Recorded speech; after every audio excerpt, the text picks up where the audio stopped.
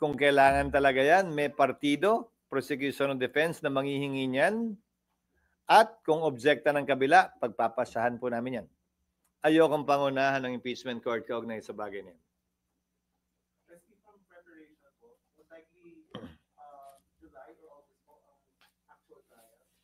Most likely when the new Congress already enters into its function. That means after SONA. SONA, I think, is on July 21. Tama? Kindly check.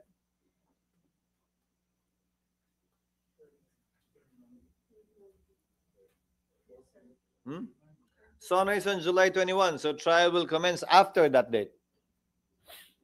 So yung hindi ba to with this hanging, di ba makaka-apekto sa politika, ekonomiya? Dapat hindi. Bakit? Dahil, ulitin ko, ito ay legal, constitutional at normal na proseso para mapanagot ang ilang matataas na opisyal natin na tinatawag nating impeachable officers. Hindi ito dapat katakutan.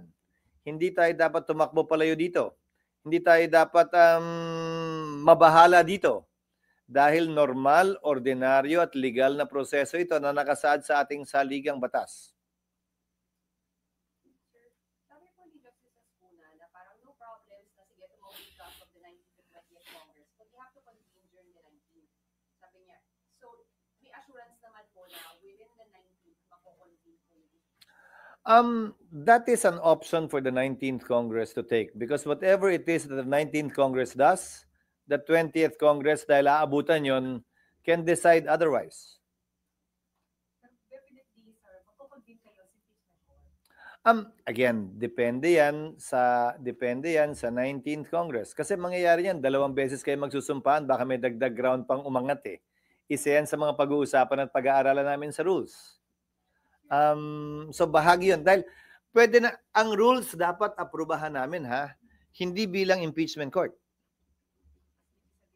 As a legislative body, dapat namin aprubahan yun. So pwede naming aprubahan yun na hindi pa impeachment court. At dahil kinakailangan lamang naman ng impeachment court sa trial, lahat ng mga kailangan gawin bago mag-trial, hindi pa naman kinoconvene ng impeachment court. Again, by analogy, let's draw from history. Nung panahon ng corona impeachment, hindi pa yata nagko-convene kung tama ang pagkakaalala ko anong impeachment court, nag-issue na ng mga summons ang Senate President habang recess para hindi na makakasaya ng panahon. So pwede rin gawin yun dito. Kung pagpapasahan ng 19th Congress na kailangan mag-convene muna tayo bago magawa yan, desisyon ng 19th Congress yun. Depende nga kung ano yung mailalagay sa rules namin.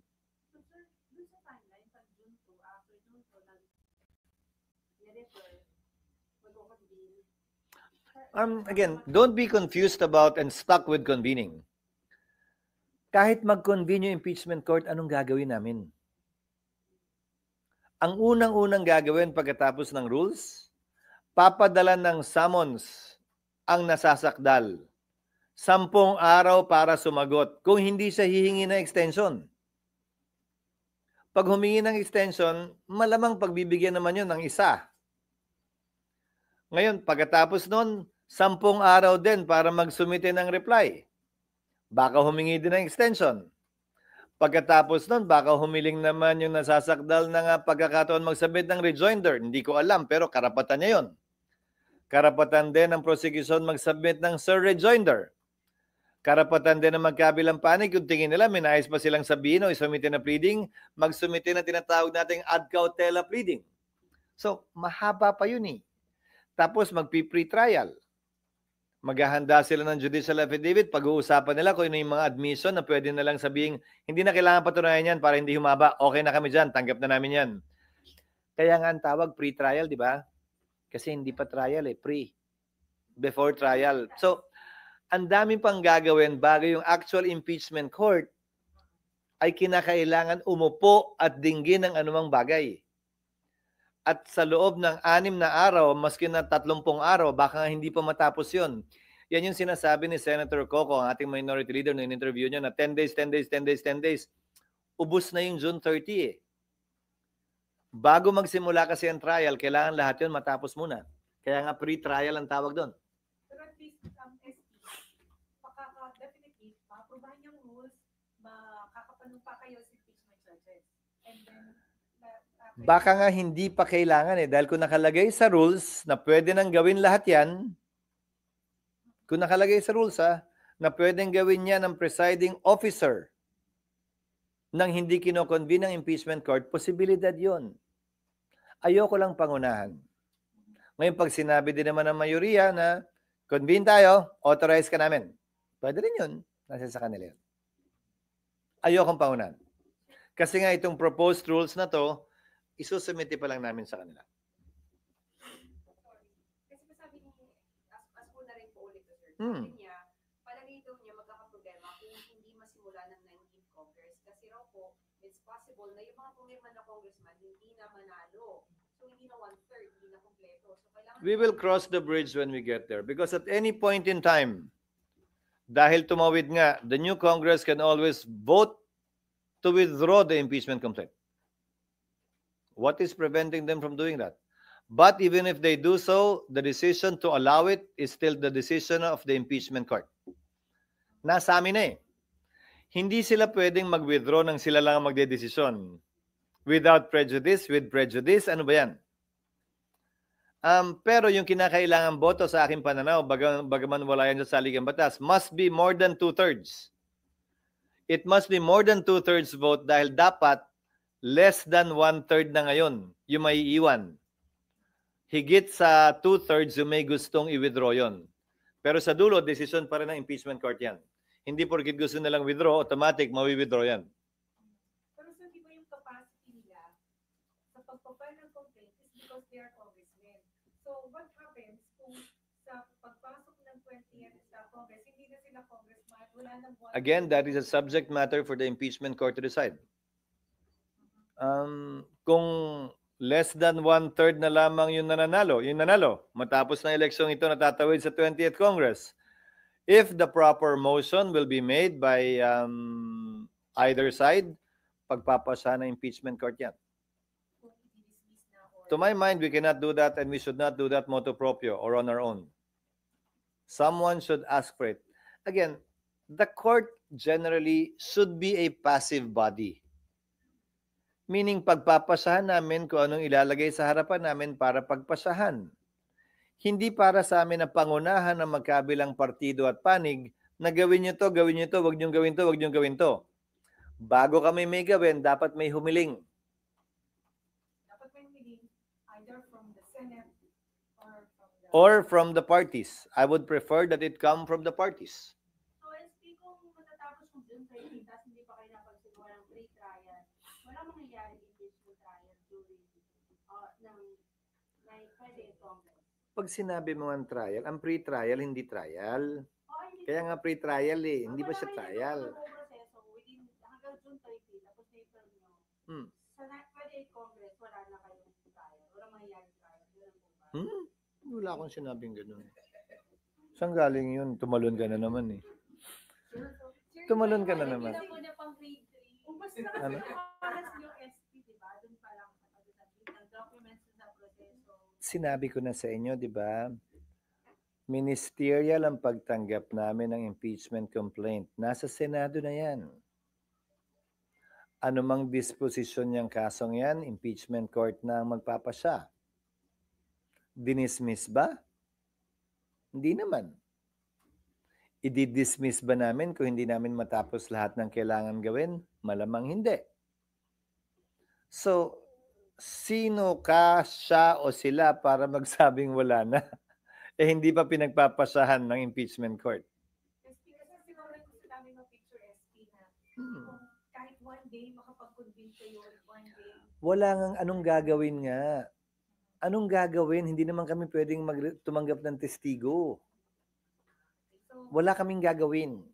So walang maaasahan na at least No, depende nga sa magiging impeachment rules na mapapasa. Kaya nga dapat una muna yon. Pag sinabi ng impeachment rules, dapat convene muna. Di magko-convene kami. Bago itong lahat ng tumagawa, di magko-convene kami. Pero pag hindi yun ang nakasaad sa rules namin at pwede na namin gawin to nang hindi nagko-convene, edi hindi kailangan mag-convene. But make no mistake, the Senate already has jurisdiction over the subject matter of the impeachment complaint. Mangyayari ba yung mag-o-oath na yung mga senators? Kayo naman, picture lang ang habol nyo at video. Wala namang kinalaman yun doon. That is not our concern. Having your photo up for that oath taking or whatever is not our concern. Our concern is to be able to maximize the available time in the 19th Congress and hopefully be able to save on some time for the 20th Congress when it comes. Sir, clarify ko lang. Sir, yung magiging process so far, if tama ako, i-clarify lang, until June 30, parang ministerial lang yung pangyayari na. Hindi ministerial lang. Nagawa na namin yung ministerial na pagtanggap. Hindi ministerial ang pag-approve namin ng rules. Pagdidebatihan yan. Pagbobotohan yan. Kung anong mapapaloob dyan, ilalaman ng rules, debate at boto yan. I-amyendahan yan ng makailang ulit malamang. So hindi siya ministerial. Ngayon kung nakapaloob sa rules, pwede nang gawin lahat ito sa ilalim ng presiding officer lamang. Edi hindi kailangan mag-convene. Pag sinabing dapat mag-convene muna kami para masimulan, edi hindi nang susundin namin. Pero wala pa yun sa rules ngayon. Kailan kayo, sir, magiging impeachment court? At what point? At what point? Kapag ka manumpa na at magsimula na ang trial. Kasi kahit manumpa kami, anong gagawin nga namin? Sir, most likely 20th Congress na. Yes, I've said that since our first press con when they filed it. Sir, so how about Most likely, the actual trial will begin in the 20th Congress. Sir, before that actual date, anong tawag sa inyo? Walang term. Hindi pa kami impeachment court. Dahil nga hindi pa sumusumpa. Uso naman yan, di ba? Walang label. Sir, paano po kung a little over, more than lang ng 1/3 yung nakabalik dun sa mga pumirma na? Nanalo sa eleksyon. May questionin pa ba yun? Basta't 1/3 pa rin. Basta't 1/3 pa rin. At saka ang tanong, may magrereklamo ba? Sasabihin ba ng panig ni Vice President Sara, ganito na lang. Again, hindi kami pwede manguna. A court is a passive body. Hindi kami pwede mag-una-una. Iintayin lang namin kung ano yung hihilingin ng magkabilang partido. Hindi para sa amin turuan sila kung anong dapat o hindi nila dapat gawin. May mga abogado silang kukunin para dyan. Hindi para sa amin turuan sila kung anong makakaganda sa kaso nila. Desisyon nila yan. Sila ang bahala dyan. Hahayaan namin silang gawin yan. At kung sakasakaling may mag-raise, mag-bring up ng bagay na yan, we will decide on it as it comes.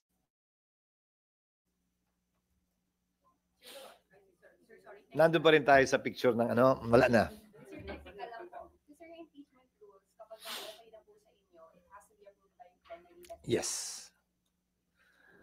And then it depends on what is contained in the impeachment rules now.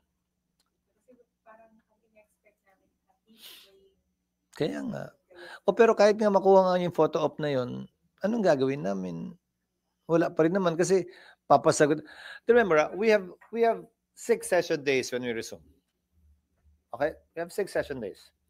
From June 2, we have 28 days left, including Saturdays and Sundays. Yung period pa nga lang of the exchange of pleadings, yung palang ubos na yung June 30 eh. parang yun, sir, kasi yung maipakita that the process has already started. When you convene as an impeachment. The process has already, as of today, as of February 5, the Vice President was already impeached. She is an impeached Vice President already. That's the beginning of the process. The process has begun. So ano pang hinahanap niyo sa proseso? Picture lang nga gusto niyo, wala namang kinalaman yun doon. Kaya nga darating yun, it will come, pero hindi naman yan minamadali dahil lamang gusto niyo ng photo op. Hindi naman ganoon yun. Again, depende nga sa rules na aprobahan namin. Pero kung ako tatanungin nyo, wala pang trial eh. Hindi, wala pa kasing trial eh. Walang gagawin eh. Wala pang gagawin yung court mismo. Remember, a court is convened once it is ready to receive evidence. All of these will come in, the reception of evidence, after the pre-trial procedures are completed. Wala pang actual reception of evidence. Pero sir, di ba, pag hindi pa kayo nakapag-convene as impeachment court, parang hindi ba ulitin yung filing ng articles of impeachment? Hindi ah. Hindi. Saan mong galing yung... Ano na nga ba sinabi ko sa'yo? Hindi porket magpapalit ng Kongreso, dismiss lahat ng pending na kaso. Kasasite ko lang nga kanina, di ba? Yung SET na mismo, Senado na yun. Senado na mismo yun, ha? Tumatawid, eh. Yun, walang debate, wala naman nagrereklamo. Di ba? So, yun, kaso din yun. Hindi legislative yun. So, anong problema? Ngayon, karapatan nila dahil unang beses mangyayari ito na mag-question sa korte. Kaya wala kayong photo op ng ganun sa 19. Okay lang sila, dito pa naman kami 20. Kaya nga, makikita nyo pa rin naman yun. Sir, sabi naman ni Vice President, hindi daw, ba naman hindi siya umattend sa impeachment trial, baka daw kayo ma-intimidate. She is free to say what she wants to say. I doubt if that will happen. I myself am not. So she's free to say what she wants. But if she needs to attend, we will make her attend. If she doesn't need to attend, we won't force her because that's her right to waive her right to appear unless it is necessary or needed. And if she attends, how would she be treated? I mean, yung panic protocol, she's still the Vice President. It depends. She will attend as what? As what? As a witness, uupo siya sa witness stand. Pwede siyang i-cross-examine. Hindi siya pwedeng tumestigong, ito lang ang sabihin ko, ayoko na magsalita pagkatapos ito. Hindi pwede yun, ha? Any direct testimony must be subject to cross-examination before it is considered admissible. Pwede siya magsalita kung gusto niya, pero kung hindi siya magpapa-cross-examine, may karapatang strike yung testimonyang yon. Will she attend as a spectator? Will she attend as a lawyer, lawyering for herself? It depends in what capacity she will attend. And she will be accorded the treatment depending on the capacity that she will be attending. As a lawyer, then she will sit with all the other lawyers. As a witness, she will sit in the witness stand. As a mere spectator, not part of the legal team, she will sit in the gallery. I'm sorry? Most likely VIP gallery. Why will we not accord respect not only to her but to her office? Of course we will. I'm sorry, on mining fiscal regime, is the Senate open to instead implementing an export tax on oil instead of the ban? That was not talked about and considered. If it's a tax, it must emanate from the House. That was not the subject matter of a hearing in the House and also in the Senate. Hence, it would be unfair to impose a tax that was never heard, especially by the House, given that all tax measures must emanate from the House. But sir, is the Senate still open to reviewing the ban on oil instead? Because miners are against it. Bakit sila against? Because it will affect their earnings. Yung kita nila maapektuhan. Paano naman yung kita ng ordinaryong Pilipino? Paano naman yung ekonomiya? Paano naman yung sariling steel industry natin para magmura naman ang presyo ng bakal dito sa ating bansa na ginagamit sa construction? Hindi naman pwedeng sila na lang. Isipin naman nila ibang tao. And remember, the Mining Fiscal Regime Bill seeks to make it easier for them to do mining. Ito lang yung sukling hinihiling namin. Ito yung kapalit na babalik naman sa tao, hindi lang para sa kanila. I hope they will not be that selfish in deciding on these matters. I think they should think of their country because after all, they are Filipinos. Bearing in mind that the Constitution requires Filipinos only to engage in mining, although they can have an FTAA. Sir, yung merong announcement ng Malacanang for a new new appointees sa COMELEC coming from, Meron na ba? Parang wala pa. meron isa from, si Atty. Kasinga, who is from the law department. Hmm. Is that on the right track na magagaling na mismo sa loob ng Yes, pinanawagan ko yan.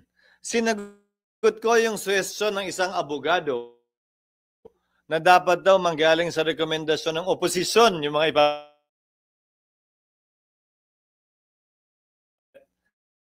Ang sagot ko ay hindi dapat manganay ng oposisyon o ng dati ng impartial, dati ng patas, dati ng parehas, ang kailangan niyang gawin. At hindi na kailangan turuan pa.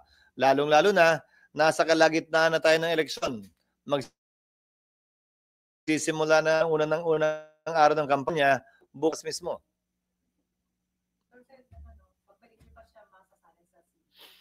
Oo, pero ad interim appointee siya. Ibig sabihin, meron siyang buo at kompletong kapangyarihan bilang COMELEC Commissioner, bagaman hindi pa siya nako-confirm ng Commissioner appointments dahil nga ad interim appointee siya. Pag-resume namin, kung siya'y hindi mako-confirm o yung pangalawa hindi mako-confirm, kailangan siyang i-repoint uli ng Pangulo pag-recess namin para mapagpatuloy niya yung kanyang trabaho habang kami naka-recess hanggang bago mag-SONA. Sir, may humingi na lang support sa inyo dun sa mga re-election ni Senators sa kanilang kampanya. Wala. Ang nagpa-endorse pa lang sa akin nung huling araw si Tol. Nag-video-video kami dyan sa opisina niya.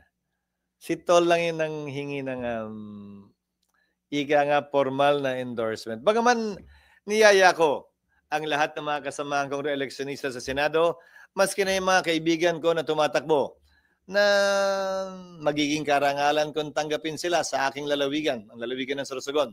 Kung sakasakaling mapapadpad sila doon at ako'y nandun din. Sir, may sinabi kayo kanina na sigurado na or check na lilipat ang Senate sa new building. Ang tina-target namin ay late 2026 or late 2027. Hindi aaga ng December 2026 at sana hindi na lumampas ng December 2027. Sir, bakit ganun pa? Kasi walang plano. Ang tagal ko nang tinatanong kung kailan kami lilipat, walang makasagot eh. Ang tagal ko nang tinatanong magkano ba talaga kailangan para matapos yan, walang makasagot eh. When we looked for the DAED, the detailed architectural and engineering design, there was none. It's been undergoing construction for the past decade or so without one. Natapos lamang yon dahil na rin sa pangungulit namin nung nakaraang Disyembre lamang. Kaya ngayon lang ako makakasagot na base sa planong yon, matatapos sa mga takdang panahon na yan. Yung amount, ang tinitingnan nila, although fina-finalize nila yung costing, ay ipa-finalize hopefully this week. Na yun yung ceiling amount na rin para matapos yun. At hindi na rin lalampas doon. Pwedeng bumaba, pero hindi na dapat lumampas. Yung amount na kailangan para makumpleto. Kabuuan na, meaning mula sa simula, total na nagastos para sa building na ito. So, kung natapos, kung 2007, 1 year na lang yung, o ilang months na lang para sa election ulit. Kung ako ang tatanungin mo, 2028 na kami dapat lumipat para yung mga patapos, yung mga hindi natatakbo, ay hindi na gastusan pa ng pamahalaan sa mga opisina nila na 6 na buwan na lang naman. Sir, kasi pagka pumapalit yung bago senator, nagre-renovate sila ng opisina. Or baka hindi niya type yung kulay, malay ko, di ba? So, maganda na siguro na 2028 na para magsimula tayo ng fresh. Pero sir, as of now, ongoing pa rin yung construction doon. Ongoing. Nagpapatuloy. Yung DAED pala, dapat kasama yung nasa start ng kontrata. Pag nagpagawa kayo ng bahay o kung ano man, tanong niya yung mga kakilala niyong arkitekto at engineer, kailangan yun. Hindi naman pwedeng never ending na pag bisita mo ng 1 linggo, gusto ko to. Next week naman, nagbago isip ko ganito na lang. Di ba? Hindi naman pwedeng gano'n. Hindi pwedeng moving target yan. dapat naman may hangganan lahat. Sa katunayan, nung binid out, wala kinalaman. Hindi porket Valentine's Day ko naman. Hindi, di ba? Hindi pwedeng 224 ito? Oh. Hindi nga po pwedeng forever. Dapat may hangganan. Di ba? Hindi pwedeng, siksik-liglig, walang hangganan yung bulsa. Hindi naman pwedeng ganon. So, yun ang isa sa mga unang ginawa namin. Kaya lang, sa sobrang laki ng gusali, hindi rin ganun kadaling gawin. At ang daming mga pagbabagong ginawa na wala naman doon sa aktual na plano, original na plano na kinailangan namin isalang-alang. Kaya December pa lang natapos yung DAED. Ayokong i-dead that kasi pwedeng detailed engineering and architectural design. Dead yun eh. DAED na lang. Unahin natin yung architecture. Mula pa. Bigyan ko kayo ng amount pag nalaman na namin, pag nakompleto na namin yung estimate. Again, ceiling amount to. Hindi na dapat lumampas doon. I'm sorry? Hindi na dapat lumampas doon. Merong allocation for this year. Kulang pa rin yun. So, yung final allocation will be in 2026. Consider na yung inflation doon. Lahat finactor in na. Doon sa cost estimate. Yun pa yung isang problema. 2013, nung sinimulan gawin tong building na to, yung cost at estimate nila pang 2014, 2013 din, 12 taon na lumilipas.